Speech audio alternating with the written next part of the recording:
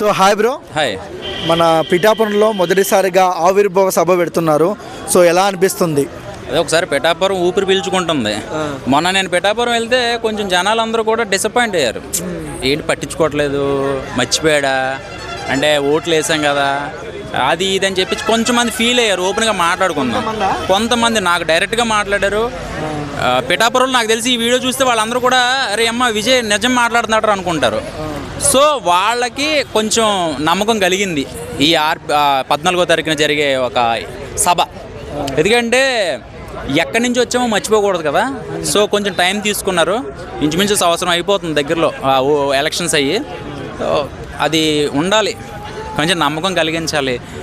Super 6 అన్నీ అమలు చేశారు కాబట్టి సో అవన్నీ కూడా ఇంకొక 4 సంవత్సరాల టైం ఉంది కాబట్టి జాగ్రత్తగా చేస్తే బాగుంటుందని నేను అనుకుంటున్నాను. సో ఇంకొక విషయానికి వస్తే లక్షల మంది తరలి వస్తారు, మామూలుగా ఉండదని ఫ్యాన్స్ ఆనందంలో ఉన్నారు. ఎలా ఉండొచ్చు అన్న ఆ రోజు? లేదు, మామూలుగా పవన్ కళ్యాణ్ గారు అంటే ఫ్యాన్స్ ఎక్కువ వస్తారు, గట్టిగా వస్తారు. కానీ ఈసారి ఏంటంటే ఆనందంతో వస్తున్నారు. అది కొంచెం కామన్. అది ఎవడో రోడ్డు మీద పోయేవాడికి లక్షలు వస్తే విచిత్రం, కానీ పవన్ కళ్యాణ్ గారికి వస్తే పెద్ద ఇదేముంది. అంటే వేరే రాష్ట్రాల నుంచి కూడా బస్సులు నుంచి వస్తున్నారు అని అయితే చాలా మాటలు వినిపిస్తున్నాయి. సో హైదరాబాద్ నుంచి కూడా చాలామంది వెళ్తున్నారు. ఎలా అనిపిస్తుంది అన్న? ఏముంది అబ్బా, అనిపించడానికి ఏముంది, వస్తే హ్యాపీ. తొక్కిసలాట్లు అవి జరగకుండా ఉంటే చాలు. ఎందుకంటే ఇప్పుడు ఎలా ఉందంటే బ్యాట్ చేయడానికి చూస్తున్నారు.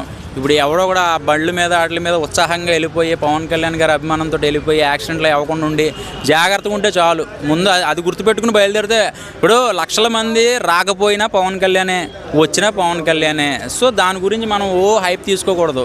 డబ్బులు ఇచ్చి 1000 కోట్లు వేసి రెండ్రా పెట్రోల్ కొట్టిస్తున్నాను రెండ్రా అంటేనే ఎవడు వెళ్ళట్లే.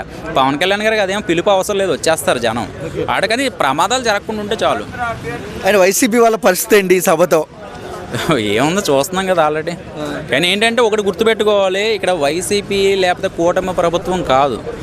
ఏదైనా 5 సంవత్సరాలే లాటరీ. అది ఈ 5 సంవత్సరాలు ప్రజలకు ఏం చేసాం కావాలి, అంతేగాని అప్పుడు నువ్వు నన్ను బొక్కలేసావు కదా, ఇప్పుడు నేను బొక్కలేస్తున్నాను.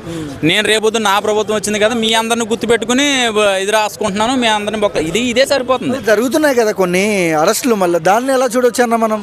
మరి ఒకప్పుడు అరెస్టులు జరిగినాయిగా కూటమి ప్రభుత్వంలో. మరి చంద్రబాబు నాయుడు గారు నువ్వు బొక్కలేదా, మిగతా వాళ్ళు అందరినీ బెదిరించలేదా?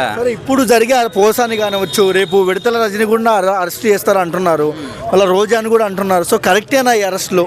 కరెక్టేనండి, ఆల్రెడీ చూస్తున్నాం కదా. బోరుగడ్డ అక్కడి నుంచి మొదలు, తర్వాత వంశీ, తర్వాత అంతకుముందు రెడీగా ఉన్నారు చాలామంది, ఆర్జీవి గారు, వీళ్ళందరూ కూడా అరెస్టుల దాకా వెళ్ళినాయి కదా. జైలుకి అయితే మాత్రం 2 వెళ్ళారు. ఒకటి మన రాజా ఒకడును, అంతకుముందు బోరుగడ్డ, వంశీ గారు, 3 వెళ్ళారు ఇప్పటికి. సో ఇవన్నీ కూడా మైండ్లో పెట్టుకొని రేపొద్దున ఎవడన్నా నోటుకు వచ్చినట్టు మాట్లాడడం, నువ్వు రాజకీయంగా మాట్లాడు. పోసాని కృష్ణమురళి కానీ ఇంకెవడైనా సరే వీళ్ళందరూ బొక్కలకి ఎందుకు వెళ్ళారండి? ఫ్యామిలీని తిట్టారు, ఆడవాళ్ళని తిట్టారు, ఇంట్లో పిల్లల్ని తిట్టారు, చాలా నీచంగా మాట్లాడారు.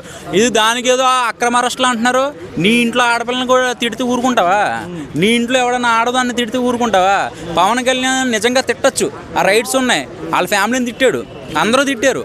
ఆడు ఏమైపోయాడు? ఇప్పుడు ఏమైపోయాడు?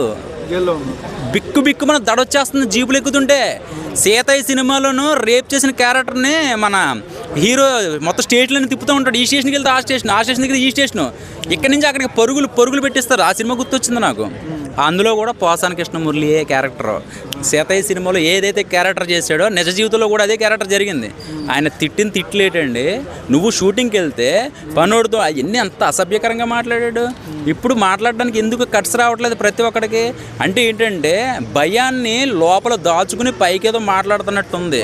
సో నిజంగా చెప్పాలంటే రాజకీయంగా పోరాడు. నువ్వు ఏమైతే అమలు చేస్తావో ఎందుకు అమలు చేయలేదని బ్యాట్ చేసుకో, అంతేగాని ఫ్యామిలీ జోలికి వెళ్ళకూడదు. ఫ్యామిలీ జోలికి వెళ్తే పనిష్మెంట్ ఎలాగా ఉంటుంది.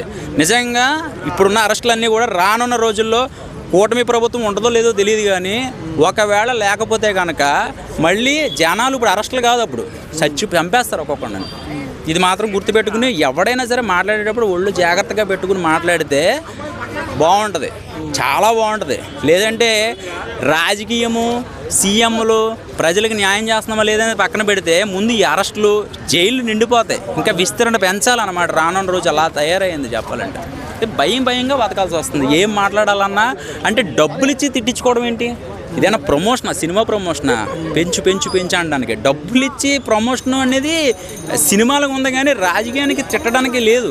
అంటే ప్యాకేజీ కేటగిరీ, వీడి కేటగిరీ అంత ఓకే, ఈడి కేటగిరీ అంతా, ఈడి కేటగిరీ అంటే వాళ్ళు అనుకున్నారు జీవితాంతకాలం ఇంకా వీళ్ళే ఇంకా రాజకీయంలో ఉంటారేమో అనుకున్నారు అంతే. లాస్ట్ 1 వర్డ్లో క్వశ్చన్ అన్న, 1 వర్డ్లో చెప్పేసి 1 వర్డ్లో పవన్ కళ్యాణ్ గురించి ఏం చెప్తాం? 1 వర్డ్లో చెప్పాలంటే ఆయన ఎంత తిడితే అంత అనుభవిస్తారు. ఆయన ఎంత ఫ్యామిలీని కానీ ఆయన కానీ ఎవరైతే ఎంత తిడతారో అంత అనుభవిస్తారు అన్నమాట.